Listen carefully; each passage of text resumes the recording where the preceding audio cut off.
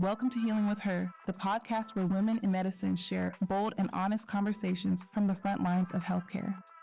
Step into the world of Black women medical professionals as they unpack the power of healing, the weight of care, and the beauty of showing up whole. Welcome to Healing with Her, the podcast where women in medicine share bold, honest, and healing conversations from the front lines of healthcare.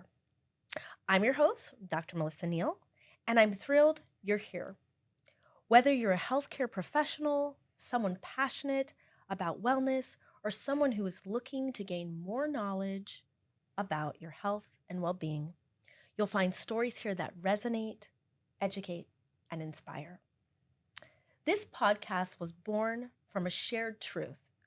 Healing isn't just about medicine, it's about connection, listening, and leadership.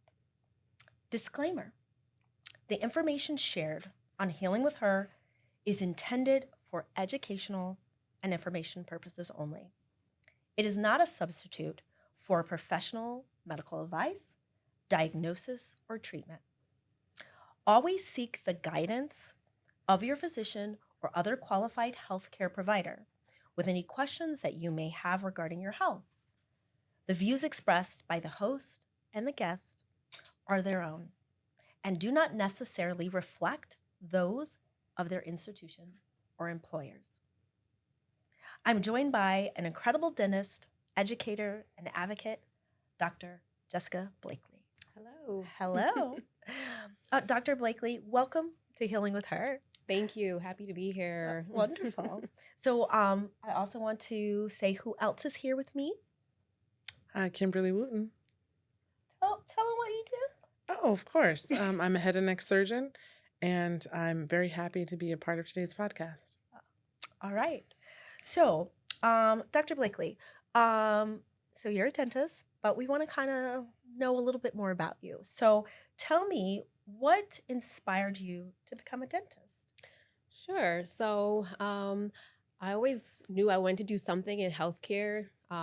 I guess going into high school, I kind of thought like maybe pediatrician or OBGYN, but a routine visit to my dentist, Dr. Kevin Wood, I was just really intrigued by dentistry. So I kind of dove into that. He let me shadow. He let me come work at his office one summer between junior and senior year in high school. So I really just fell in love with it. So I went into college knowing that that's what I wanted to do. I really just enjoyed the healthcare medical aspect as well as the hands-on, just being able to do something hands-on. So that was definitely fitting for me. So that's why I got into dentistry. Okay, yeah. All right.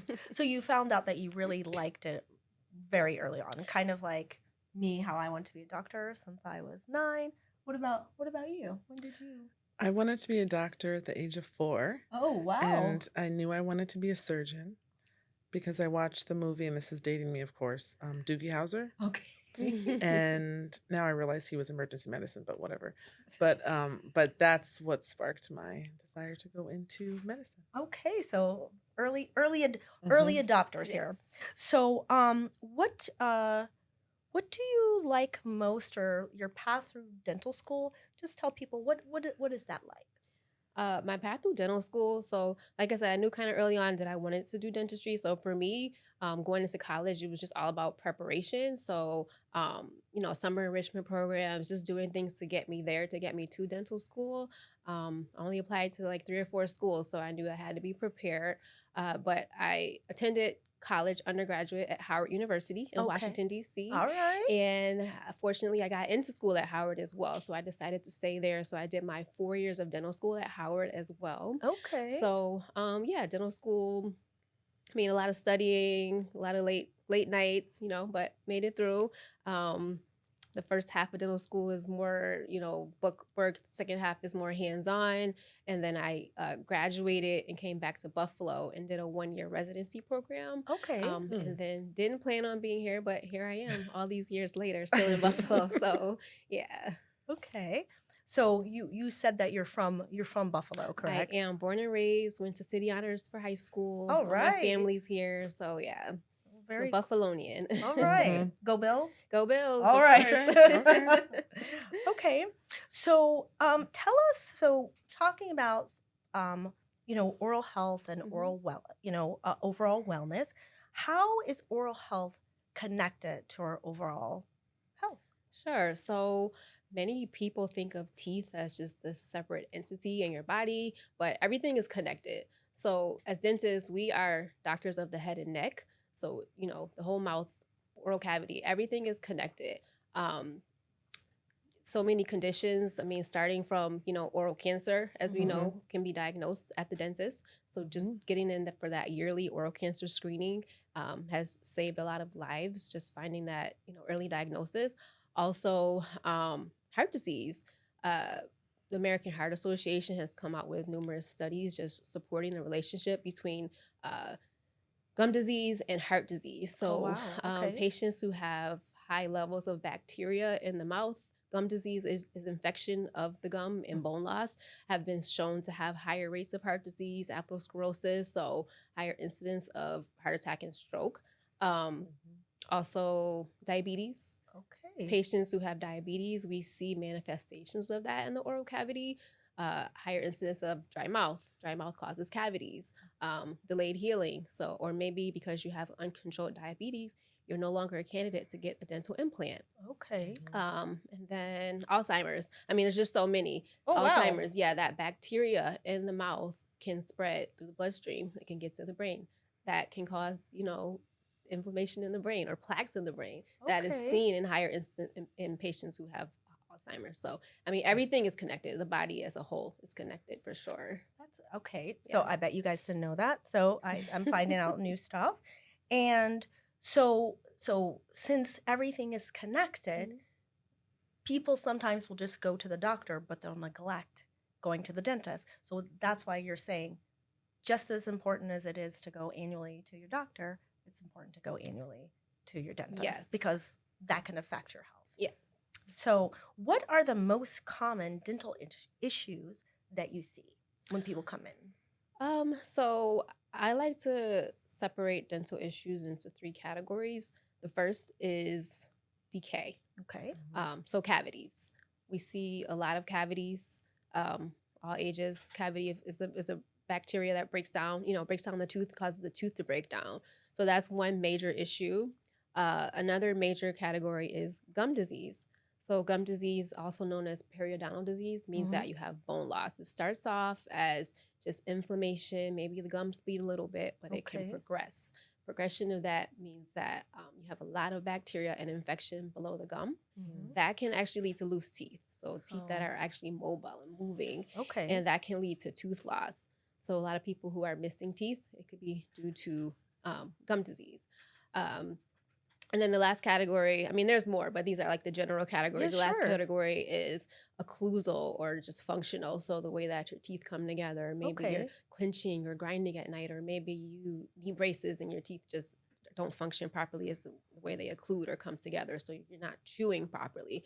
So those are the major issues that we see. Of course, decay can lead to bigger issues like abscess, pain, needing a root canal, or even needing an extraction. So those are the Okay. major categories. So, well, you talked about a couple different things. Mhm. So, you talked about like loose teeth or Mhm.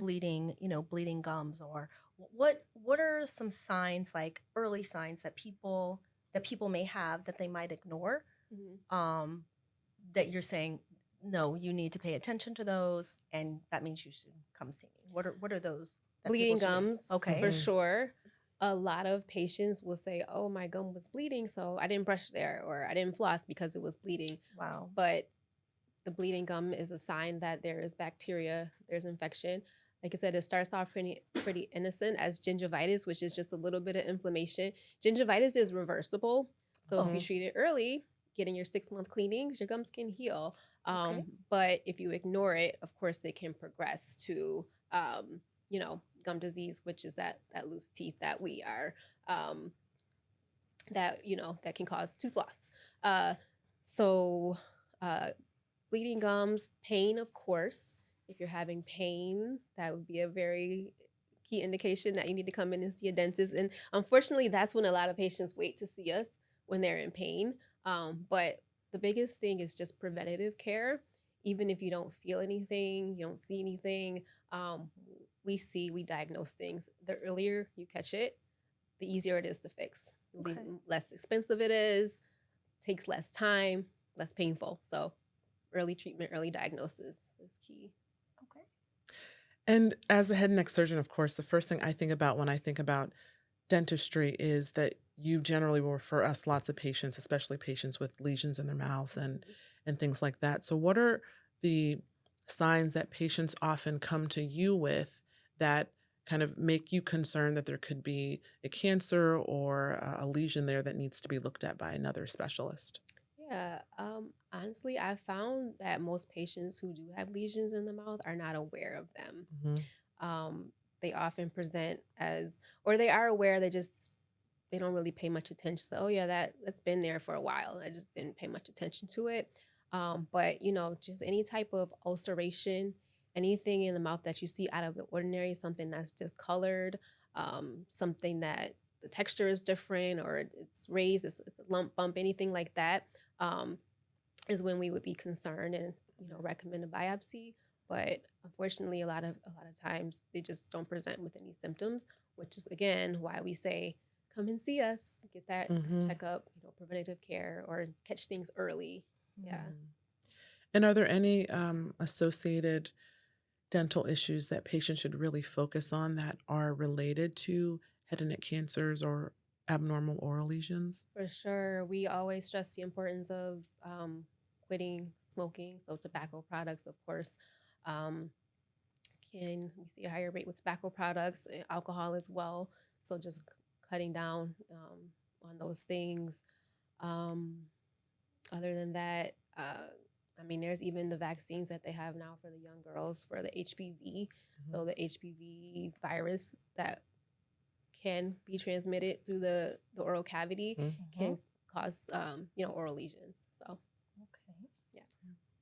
Yeah, that's all of that's really important information. Just because we feel like everything starts in the mouth, right? So if there's not enough education about taking care of your teeth and the things and signs to look at, then right, that's an important first step.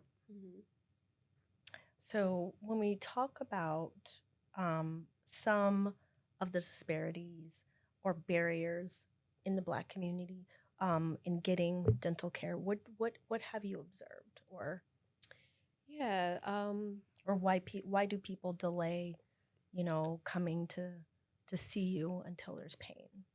disparities. I would say Black community or just underserved communities in general would be just access to care. More and more people are on, state-funded plans, and a lot of private practices don't accept those plans. So I have patients who may drive from an hour away, or patients who tell me they haven't seen a dentist because they just can't find anyone to accept their insurance. So that's why they haven't seen a dentist in years. So that access to care. When I was in dental school, there was a really well-publicized case of a young 12-year-old. His name was Diamante Driver, and he actually died from a dental abscess because his mom, had a low-income plan, couldn't find anyone to take his tooth out. Tooth extraction can range, it's $100 to take a tooth out on one of those plans. And, he ended up in the hospital for 6 weeks, and he died from the dental abscess. Think about how much it costs to keep someone in the hospital for 6 weeks versus how much it costs to take a tooth out. But his mom couldn't find anyone to do that. Same thing, a young man I grew up with in Buffalo, his name was Dwayne, same exact thing, where a dental abscess, he couldn't find a dentist or ignored the problem, and it got worse, and he passed away from that. So these conditions can become very serious. But yeah, just basically finding someone who accepts those plans is definitely a barrier, I would say. Right. Yeah. Or, do you find, let's say someone doesn't have a dental plan or things like that. Most dentists, don't they have a sliding scale or payment plan or something that patients could do? Or there's definitely payment options. I would say a lot of the public health facilities would have a sliding scale. A lot of private practices don't. Okay. But maybe like UB Dental or community health centers, things like that. And they have a sliding scale that can help you out. A lot of private offices offer like financing options and things like that that could help some patients. Yeah. Okay. But what you're saying is don't delay. Don't delay. Because if you don't delay, then it's easier to fix. Easier to fix, less expensive, less time consuming. Sooner you catch it. Yeah.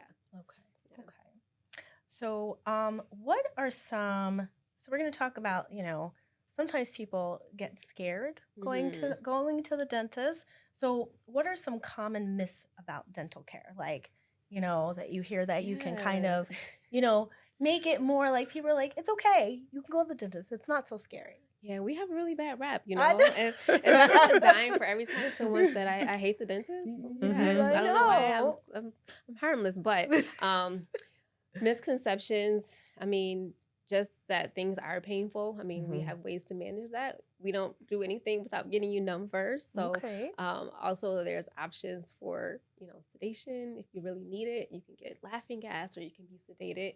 So, things that can help you overcome that fear and actually get the treatment done. So we have some patients who are deathly afraid, they get sedated, and they're able to get that treatment taken care of. We have other patients who come in and they're very anxious and, they manage to get through the appointment. And at the end, they talk about, oh, this wasn't bad at all. Thank you so much because I thought this would be so bad. It's more so, I think, fear of the unknown. But, just find a dentist that you're comfortable with, that you trust. It's the most important. And you'll be okay. Like we'll manage your pain for you. We won't do anything to hurt you or harm you. Okay. Yeah. Well, maybe you can take us through. So for some people, maybe they've never gone to the dentist. So why don't you take us through like what they can expect? Yeah. So the first time you come, unless you're having pain or a major problem, we are just looking. So harmless. We're gonna look with our little mirror. We're gonna take a few X-rays, a few photos, and we're gonna talk. Going to find out what your concern is. Why are you here? What concerns do you have? Is it pain? Is it cosmetics? Are you able to eat? We're going to just talk to you and have a conversation, and we're going to make a diagnosis, and we're going to come up with a plan. There's many different routes that we could take for dentistry. We can pull a tooth, we can do a root canal, we can do an implant. We have to find out what's right for you, what's right for your lifestyle, your goals, your budget, your aesthetic expectations, and just come up with a plan. So when you first come in, it's really just going to be an exam and a conversation. Okay. And then once you're comfortable, then that's when we move forward with the treatment. Okay. Yeah. So see, kind of just like going to your primary care, just talk. Okay. So we talked about bleeding gums, that those are not normal. We talked about not that. Normal. And dental care, I guess some people feel that it is just cosmetic, but what you kind of said is no, it affects every part of your life. Yes. So we've kind of why we're here. I don't know your age, but I'm perimenopausal. Are you? You're not. No. Look, I'm here with a bunch of youngins. Okay, a bunch of youngins. But how does it's the truth. How do hormones affect, does, as you get into that second stage of life, does that affect your teeth? Yeah. So even before you get there, hormones in general can affect your oral cavity. We see a lot of patients with what we call pregnancy gingivitis or pregnancy granuloma. So the gums may bleed a little bit more. They're more inflamed, or pregnancy granuloma is just like a red patch that you see based on the hormones in your body. So usually clears up on its own after the pregnancy, after your hormones level out. But that would be one instance. And of course, menopause, as things change, estrogen levels drop. We see more dry mouth. We see more recession of the gums, that decreased collagen production, and then more bone loss. We even have patients who just complain, I find, like in middle age, about just the gums hurt. There's really no reason. We don't see anything, but it could often be associated with menopause. So a lot of changes that we see around that time frame, just hormonal changes for sure. So is there something like if you see that and people have dry, is there like something you can do for that? I mean, it's your body going through that natural change. So, I mean, just overall health, maintaining everything, great oral hygiene, brushing twice a day, flossing. What are you consuming? Nutrition, making sure that you're getting your vitamins and supplements.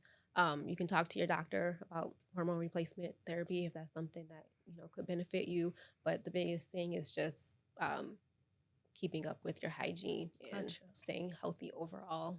Yeah. Okay. Do you floss twice a day?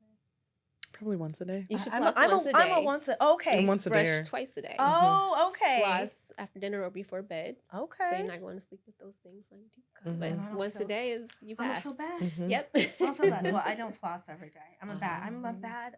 We gotta change that. So what do you recommend you like? You know how there's like the picks, the water, there's the all water these picks, yeah. different things. Yeah, there's so many different things. The best thing, the most effective, is the string floss. Okay. Oh, Yeah. so the So, old fashioned. The old fashioned, it gets Okay. the job done. It can adapt around your teeth, get in all the areas where it needs to go. The water flosser is a good addition, but it's not a replacement for Mhm. flossing. Water flossing I like for patients who have like bridge work or implants, things Mhm. like that. It helps clean those areas where the floss can't reach, but you still need to get in there with that string floss. Okay. I mean, if you have problems with dexterity, like your hands, maybe you have arthritis, or you just can't get in there, use the sticks. They're better Mhm. than nothing, but the Okay. string is definitely better. All right. Yeah. So, go ahead. So I was going to ask something. So Sure. for people that have like a lot of teeth in their mouth Mhm. that are very tight, Mhm. pushed together, it sometimes is difficult to get the floss in between those teeth Mhm. without like tearing or ripping the floss. So what's the best way for those people to floss? Try a different brand until you find one that works for you. I mean, Should it it be like a just- wax one? It's just preference. There's no definite type of floss that you have to use. It's just Mhm. preference. Some people like wax. Some people like the Glide, which is like the thinner Mm-hmm. Teflon. Yeah, it's just preference. Okay. Yeah. So I was going to ask a question about flossing. So Mhm. when you first, say you haven't been flossing for a while and you Mhm. start flossing, how long after you start flossing are the gums less sore and tender? Like, Yeah. you know So what I mean? When you first start flossing, it's gonna hurt, which is why a lot of patients don't floss. It hurts, the gums bleed, but that is because there's bacteria there and the gums are inflamed. So I would give it like 3 or 4, maybe 5 days max, and your Okay. gums are gonna feel better. But the more you do it, the gums stay healthy. They Mhm. Okay. stop. You take a few days off, then Mhm. you get that inflammation back. So you really have to do Mhm. it every day. And then also over time, that plaque, it hardens, Mhm. and now your toothbrush, you should be using a soft toothbrush, and your floss is not getting the hardened stuff off, which is why you Gotcha. have to see your dentist every 6 months. They use those professional tools to actually clean the calcified bacteria off of the teeth. Okay. Yeah. Okay. All right. So, So I have one more question. So what are your thoughts on mouthwash? Mixed. So I personally don't use mouthwash, just because thinking about just the overall microbiome and just Mhm. keeping things balanced. If I was sick, had a cold or something, I would probably use it then. But just daily, brushing and flossing is enough to remove the bacteria. Maybe patients who have periodontal disease, maybe they can benefit from it. Mhm. But this is just me personally. I don't use it. But if you feel like it's gonna better your routine, I don't deter you from using it. So okay. Yeah, generally we don't recommend it for patients who've had a history of head and neck cancer just because it's alcohol based. Mhm. So Okay. that was my question. Is just is there certain patients who should not use it at all? But it sounds like that's not really recommended or something that you would necessarily tell any patient to use. you don't definitely have to use mouthwash. The definite is brushing and flossing. Mhm. Yeah. Okay. Mhm. So then they're selling all this mouthwash. I mean, you can use And- it. It's just it's just my thing. I just don't use it. So No. So It's not necessary for dental health, right. essentially. That's Right. okay. All right. It's one of those. I'm sorry. I'm like gonna go down the aisle now and be like, we don't even need this. It's just stuff in a bottle. All right. All right. There you go. Well, it is. It looks pretty. It does. Makes you feel good. It does. Sometimes Makes you feel like you're doing like with the peroxide. So you said no alcohol, but what about the one, the one with hydrogen peroxide? Is that's or there's alcohol free. Yeah, alcohol-free what ones, about yeah. those? Mm-hmm. But most of them do have alcohol. But I guess Mhm. if you are going to use it, I would suggest the Alcohol free. Mhm. Okay, so you're saying it really doesn't do much. Mouthwash doesn't do I mean, much it for. does. It cleans the mouth. It cuts down on the bacteria. I Okay. was just saying from a perspective of just like balance of bacteria, like Mhm. removing too much bacteria from Okay. the mouth. Yeah. So you still want to keep your healthy bacteria. Gotcha. Yeah. Okay. So what about chewing gum? Like how, those commercials are Mhm. like after Trident was like, you should. What is Yeah. your Sugar-free gum. Laughing? It's the truth. Sugar-free gum can definitely help, clean the teeth. Okay. If you were out and you couldn't get to a toothbrush, you got Mhm. pop this gum. That's Right. perfectly fine. Doesn't replace brushing, but Mhm. it definitely can help remove plaque from the teeth. Okay. And help cleanse the teeth. So yeah, go ahead and Okay. choose some sugar-free gum. Sugar-free not, gum. Not bubble gum. Bubblicious? Yeah, Bubblicious, don't yeah. do that. Mhm. But yeah. So do you advocate for brushing your teeth after each meal?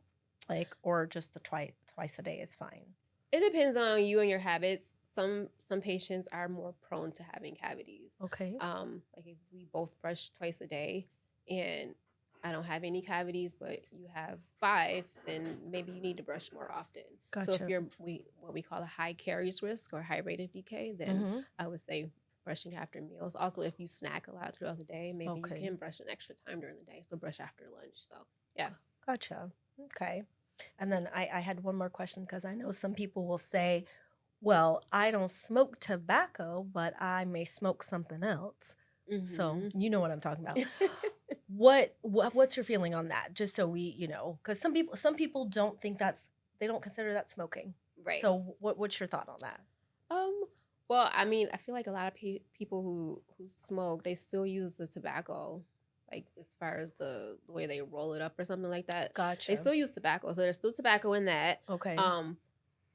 Definitely can contribute to dry mouth, higher rate of decay, and I feel like a lot of patients who smoke, they have more recession of the gums. Okay. So I have seen that, but I mean, you're just cutting down on the oxygen in the mouth. So I would say overall, probably not the healthiest thing to do. Gotcha. Also, patients who smoke tend to snack more. So if you're snacking, you're not brushing. Higher rate of decay. Okay. So anything that you're doing like that, just I would say brush more, floss more, and be extra diligent about your home care. Okay. Yeah. All right.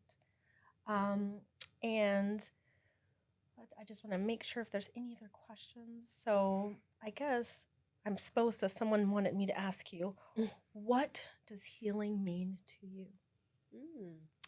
I like to think of healing holistically. So from all areas. So just dealing with whatever you need to deal with, whatever trauma or wherever shortcoming you have, physically, making sure that you're staying physically active, mentally, making sure that you're taking care of your mental health. Are you in therapy? Are you, just taking time for self-care, and just dealing with those traumas, being in tune with yourself, your purpose, your why, and just helps you navigate better. So just taking care of your whole self would be my answer to that. I like that. Mhm. I think we all kind of feel, mind, body. Yeah, which can be Spirit. difficult in healthcare. We're busy and neglect ourselves sometimes. So just staying on top of that. Yeah, Exactly. Mhm. Because instead of flossing, I'm falling asleep. So yeah, I then just need to add that one more thing. One more Yeah. thing. So I think this brings us. Is there anything else that you would like to? Well, in general, it was great learning from you. This was I learned about, flossing Exactly. and the importance of the things to look for just in my own mouth. Mhm. But where can our listeners find you? Are you on social media, or is there a way for Yeah, them to? So my Instagram is realjessdds. So that's Instagram, Facebook. I think I'm on TikTok. I don't post much on TikTok, but yeah, Real Just DDS. You can find me there, and on there is my link tree, so you can find a link to the practice that I'm working with, Concierge Dental Group. Perfect. So I would just check me out on Instagram. Is probably the way The to go. easiest? Yeah. Wonderful. All right. Well, this was Healing with Her. Thank you for joining us for our segment. And just remember that the information shared on Healing with Her is intended for educational and informational purposes only. It is not a substitute for professional medical advice, diagnosis, or treatment. Always seek the guidance of your physician or other qualified health provider with any questions you may have regarding your health. Thank you so much. Thank you. Thank you, guys.